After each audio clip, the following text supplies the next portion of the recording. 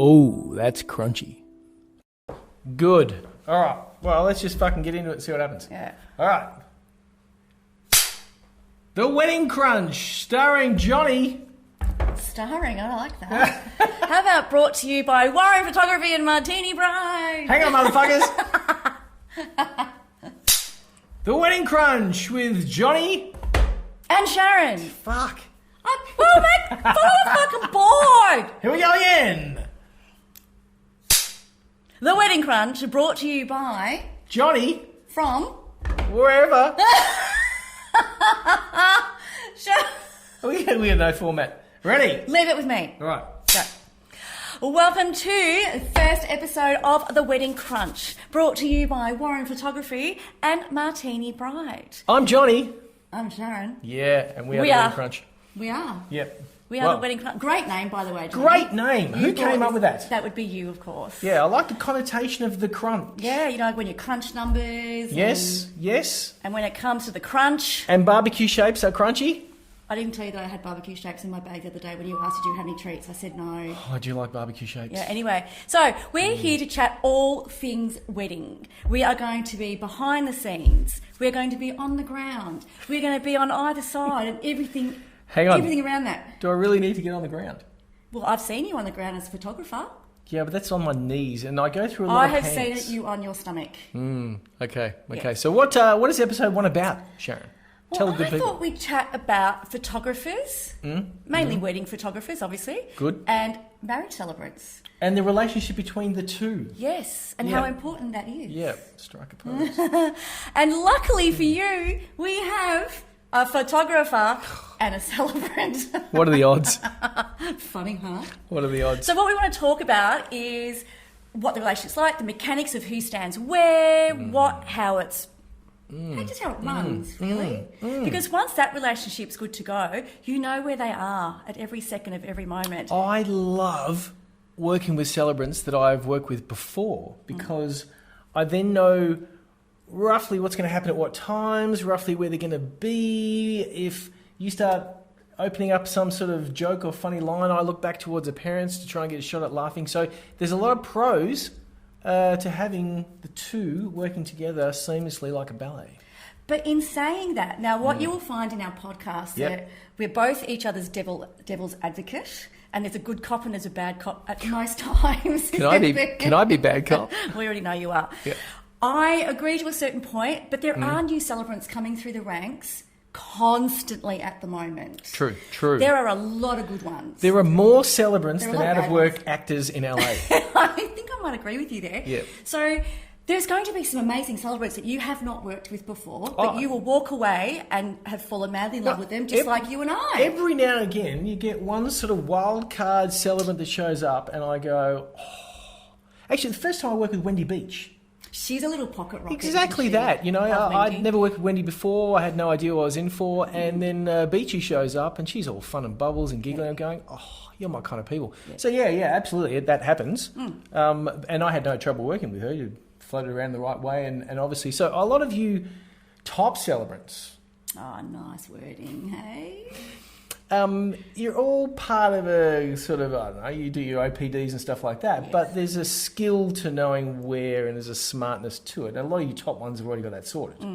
Yep. I think we do. I'm sure rookies will learn that as they go. And they do, and they learn quite quickly if they jump on board and are mentored by the right celebrants. And I think our little, it's not really a game as such, but there are a lot of us in a particular area that know where to stand. True. During a ceremony. So, here comes story number 1. Story time already. I like it. A couple of weeks ago, I worked with a celebrant I never worked with before. She's a rookie, early into her career, stuff like that. So I was sort of explaining to her where to stand, and you know, if you're here between the two of them, then you're going to be in every shot. But the light is better from behind. I want to work from behind. So I talked to the celebrant about moving out to the side.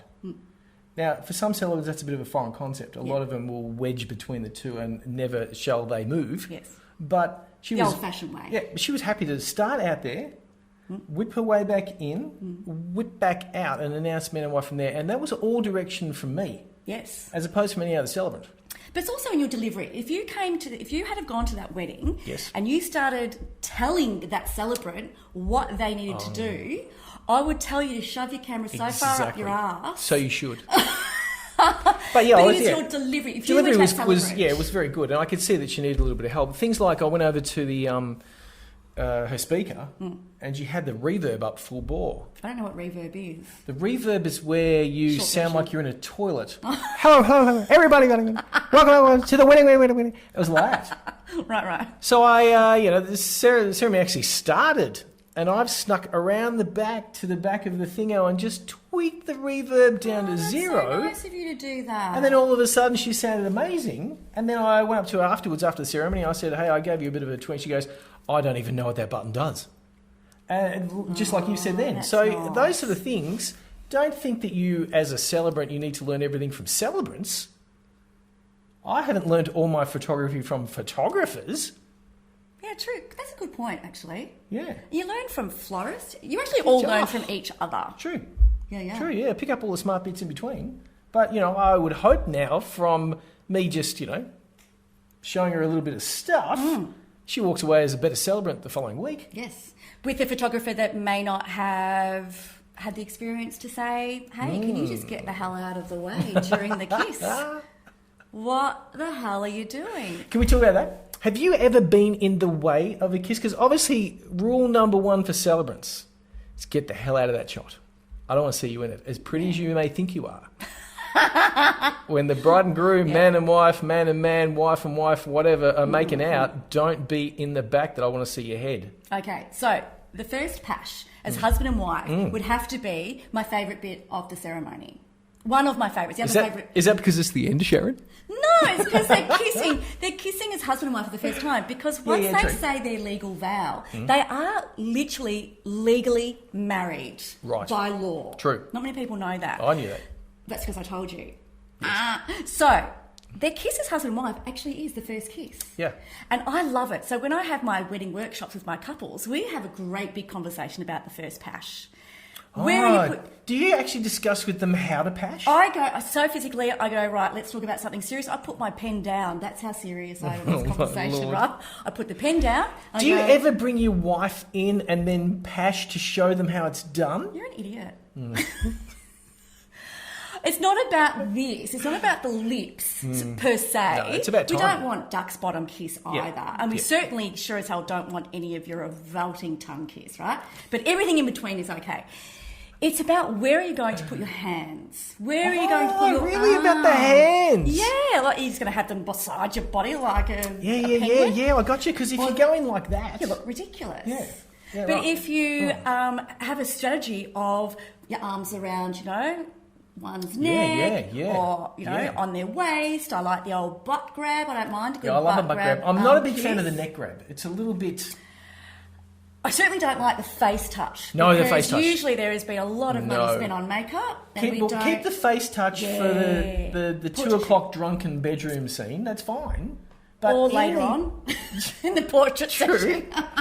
But yeah, it's a little bit, I don't know, it's a little bit... It's a bit too handsy. So the kiss is really important. And you said before, have I ever gotten in the way of a kiss? Yeah. Sure as hell did. Yeah. And didn't that Not me. very nice photographer let me know in no uncertain terms. We're not friends. Actually, to be honest, I had no idea who that photographer is still to this day. So it's very early on in my career. It was about -4 degrees. The brides refused to bring the ceremony inside. Yep. I have frozen. Every part of my body is frozen. The poor groom's hands are purple. Yep. Am I giving you the idea? Yeah, I'm picturing it in my head. I can see down it. the peninsula, it was just horrendous. My worst wedding, still to date, after just under 300 weddings. Get to the kiss, and I'm so proud of myself as a rookie.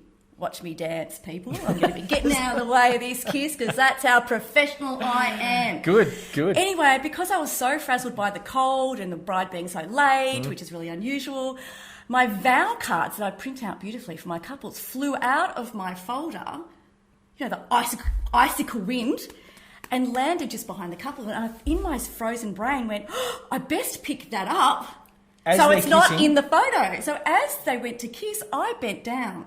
So we get to the signing table, well, signing drum barrel really, and the photographer comes over, doesn't even speak to me. She says to the couple...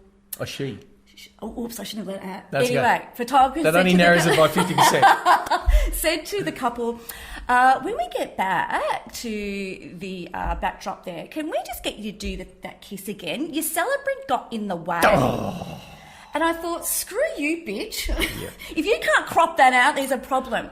Anyway, we went back. I did get them to kiss again, so it wasn't a problem. No. But the good celebrants are flexible enough to be 100%. able to get a kiss redone if it's no good. And make it just as exciting, if not or better. if the bride and groom have come in and the kiss is the chicken peck. Ooh, do you know Bang. what I do? You've seen me do it. Do it again!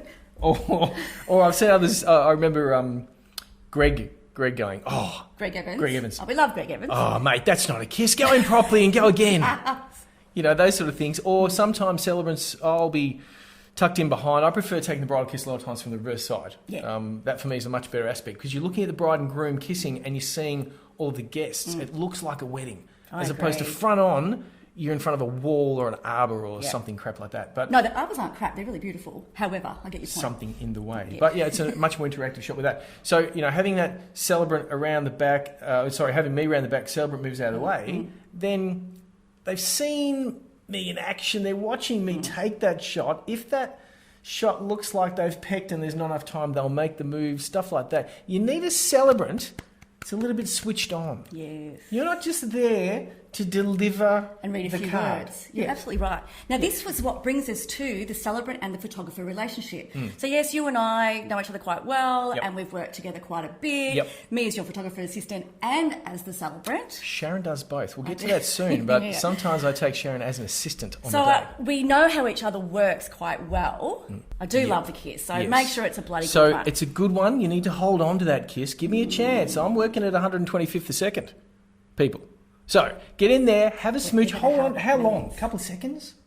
I don't think it's about time. I don't want you to make maybe out 2 seconds. too long that it's awkward and your parents are watching you in the front row going, don't kiss my daughter for too long. I've had priests who the bridal kiss is going and then the priest is going, oh, right, that's enough. And he only wants the peck. Yeah, right. And with the priest, if you've only gone the peck and the photographer's there and I don't catch the peck, which let's be real, I'm pretty good at getting the peck. I know, but they don't let you know because they don't The stick to priest it. ain't going second time round. He wants out. No way, you're in a house of God, man. There's no chance of just giving me Very more. Now, I know I talked about practicing the kiss a lot to my couples, Yep. and I've just discussed it here today. Yes. My wife and I were married 3 years ago in New Zealand. Mm-hmm. Obviously, it wasn't legal here at that stage. And I made such a big deal of our first kiss as wife and wife, I went too far. Did you overthink it? I overthought it. I did. Did you indeed. overthink it So- that it then became a weird kiss, or did No. you just go in too hard and hang there for too long? No, everything went out the window Yes. of everything we'd practiced because Yes. I was so goddamn excited that I was about to kiss my wife for the very first time. I just literally threw my arms up in the air. There's a brilliant photo of it, actually. And just wrapped around the neck and I was squeezed in. I was hanging on for dear life. No. I know. Because that's the other thing. The kiss itself is great, but the squeeze and the turn and the rotate gives you top of heads. Yes. It gives you squeezed in cheeks. It gives you twisted noses. Go in soft. Yeah. Go in straight. Just in, hold 2 seconds, No. pull out. Crowd goes nuts. Photographer's happy. I didn't do that. No. No. Let's move on for the kiss. We spent a bit of time with the kiss. Let's talk about mobile phones at your wedding. Oh, I love me a good mobile phone. Oh, man. So down the aisle, there's nothing worse than I'm on one knee, bride and groom show up, 500 iPhones hide in from the corner and they're leaning in through the aisle and I can't see shit. Nobody's mentally there anymore, Sharon.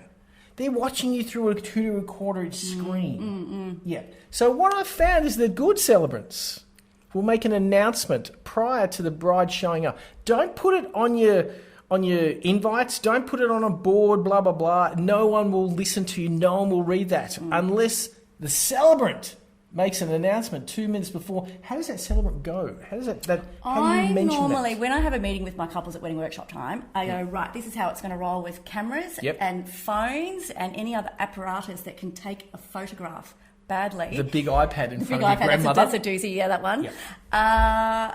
I reckon, so I have a green, amber and a red. So green is phones out, don't care, which devastates me. So I usually talk them into minimum an amber. So an amber photo, amber is I like that no you coloured phones. these. Colour coordinated. Yep. So no phones, Yep. minimum down the aisle. When this couple or What's bride minimum? or groom... Minimum. I want 0 down there. No, let me think. So they're walking down the aisle. I don't Yep. want to see a phone. Good. That's amber, and I can usually talk my couples into at least an amber. Good. Red light, which is my preferred option. Yep. No phones, no cameras, no nothing whatsoever for the entire duration Bang. of the ceremony. Give me red every day of the week. Okay, so I usually get amber to red. Yep. Yep. It's really important. And at the beginning of the ceremony, I just say, ladies and gentlemen, this is how it's going to roll. There's not going to be any cameras. There's not going to be any phones apart from our brilliant photographers. Your iPhone 5 has a crack in the lens. You're not going to get the photo. It's going to be blurry and shit. And all you've done is block the photographer with his, I don't know, what's a camera worth these days? 10,000? 12,000? Don't block Don't block the Don't expensive block camera. But the other one, I've heard a few of these celebrants mention this, and it's a lot softer. Let's say the bride's name is Michelle. Okay. Michelle wants you to take it with your eyes. Be in the moment. Just enjoy yourselves. Tuck your phones in your pocket. Once the ceremony's finished, you can pull your phones out and Instagram your brains out. But just during the ceremony, and especially coming down the aisle, just a little respect and tuck them away is a beautiful way of getting across. Because the opposite, Sharon, is a few weeks ago, Celebrant. Photographer said no bloody phones. Oh, no. So there's 150 people looking at me going, oh, yeah, Wet it's that blanket. guy's fault. Yeah, Arsehole. yeah. You don't want that. And I just shrivel up into a little ball and I hide thought around you were the corner. stronger than that. Well, no, if you get 150 people going, you know, it's that guy said I can't take my photo, that guy. I know. I guess it's your personality. Celebrants have different personalities. I probably get away with more because of my out there personality. Yes. So that, please everyone, just, behind your phone, doesn't work for me. And that's not you. It's not my personality. No. I just am a bit more direct, straight to the point. Let's move this show on the road because this is what's going to happen and you're going to love it. Good. I don't want to get into a situation of ranking celebrants. No, you can't. It's not fair. No, but for honey, for tone, for someone that I could listen to read a children's book as well as read Tolstoy. No, it has to be Corin, doesn't Corin Harvey. Yeah. Corin Harvey is silky tone. Yeah. Man. Whereas I sound it's more like like a Adele. fisherman's- It's like you've booked Adele for your wedding. I'd love to see Corin in action one day. It's like who's the British chef? Nigella. No. We love Nigella, don't we? Because he's like that. But I don't want to rank them. I don't want to rank them. No, but we're not ranking them. We're just saying that this is Sharon's style and this they've is all got Corin's different style. styles. And that's the thing. I see so many celebrants with so many different styles. Yeah. It's not that... And they all work. Yeah, but it's not like you go to celebrant school and they all come out the same. You can't. No, there's a lot of completely difference. And everything from mechanics of where they are and stuff like that. Just as a photographer... My preference is that the celebrant will start out wide, tell some stories. Explain what you mean by wide for our couples. Maybe out with your groomsmen, so not between the two of you. If the celebrant's between the two of you for the whole ceremony, then every shot has got celebrant in it. If the celebrant starts out near the boys, greets a guest, tells some stories, pops in, rings and vows, everything's magical, pop back out, announce you for man and wife out there. Then there's not a situation of the celebrant trying to get out of the way of the shot. You just know they're clear. I must admit, I did learn that from you because I always stay there. I'd say, I now pronounce you wife and wife, husband and husband, man and wife, all the whole kit and caboodle. And I used to stay there and then quick, because I'm fast like a ninja, and I'd get out quick. And then you said to me at one wedding, can you just get out that fraction earlier? No, I remember saying to you, announce them from out there. Yeah. Oh, yeah, that's what I meant. Sorry. That's the thing. The shot... I've been doing it ever Celebrants since. will tell me beforehand, no worries, I'll be out of that shot, Johnny. Yeah. You won't see him in that shot. But then the photo is about them getting out of the shot. I've got a celebrant doing this while the two are making out here. So definitely start out there, come in, do go your back legals, out. get back out. True. I do Greg that Evans now is a quite floater. like it. Greg's great. He's all over the place, isn't he? I love it. Yeah. He does the monotone from in the middle of the aisle looking back at the bride and I've groom. never seen that before. Oh, great. Obviously, I see other celebrants now because I hang out with this dude in photography. So it's been fascinating to watch how similar we are and how different we all are. It's been great. True. Great. So I think we're about 20 odd minutes in, Sharon. Shall we wrap up the relationship between the photographer and the celebrant. Yes, okay, if you like. How do we rap? I think this is I think we could go on about this for ages because clearly that's our expertise. Yeah, we could. Because I do have a lot to say about ceremonies. But the whole thing is we've got so many stories about Billions. these. We do, don't we? Billions. Lots and lots of stories about what goes on. I've what shot happens. 1,000 weddings. I've got 5,000 stories. All right. Well, I've ceremonied just under 300 in my 4 years of being a celebrant. You got a few stories. I actually got a lot of stories. Like, look, I could walk out in the street and find a story. Oh, yeah. There's a story in everything. True. You're very good at telling stories too. Am I? Yeah, I like your storytelling. So we're going to be doing a lot more of behind the scenes and storytelling. It's Yep. about real life events. So that's what we meant about behind the scenes, in front of the scenes, on the ground, ear to the ground, all that sort of thing. So that's what we're going to be sharing with you. Yeah. Wrap up. Well, episode 1 has Wedding been Crunch. absolutely amazing. Sharon, one of the greatest vlogcasts / something cast you've ever seen in your life. Now, if you would like to, if you'd like to hear about a topic that you'd like us to discuss, because really it's our opinion, which we think quite highly of, don't we? We are probably two of the most opinionated people on the planet. Yep. Email us at theweddingcrunch@gmail.com. Do we have an email address? Yes, I set it all up for us. Gee, great. Yes, I'll be answering the emails. What else have we It won't got? be Johnny. What else have we got, Sharon? We've got a YouTube... We got a YouTube channel too? Yes, that's what we've got. The Wedding Crunch. And of course, on all your favourite podcasty thingy jiggies, we are The Wedding Crunch. Okay. But we will not be doing a Wedding Crunch Instagram. I can't handle doing one more. Oh, man, so You'll much see all socials. of our work on Martini Bride, Warrenphotography, and Sharon the Celebrant. Yep. See you next time. Love your guts. Mashed potato, love you. All of that stuff. That's it. Clacker! Right, done.